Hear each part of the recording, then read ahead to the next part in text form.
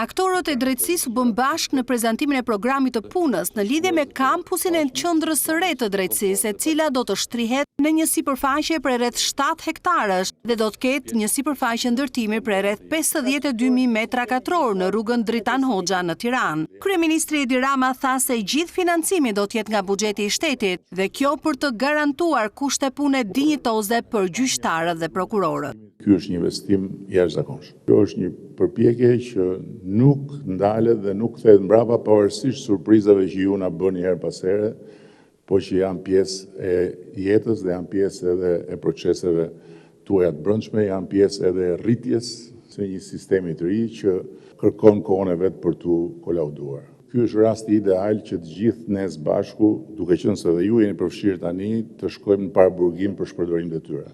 Në këtë sipërfaqe parashikohet të vendosen 10 institucione të drejtësisë, por kryetari i gjykatës së lartë Sokol Sadushi kërkon që gjykata e lartë dhe ajo kushtetuese të kenë godina të veçanta.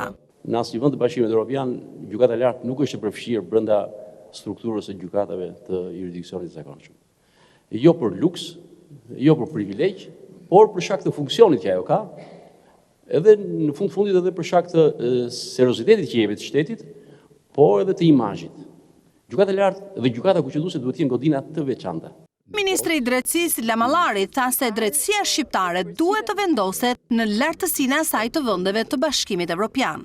Kampusi i drejtësisë është një hap konkret drejt modernizimit dhe sigurisë së sistemit, drejt integrimit të institucioneve dhe drejt rritjes së efikasitetit.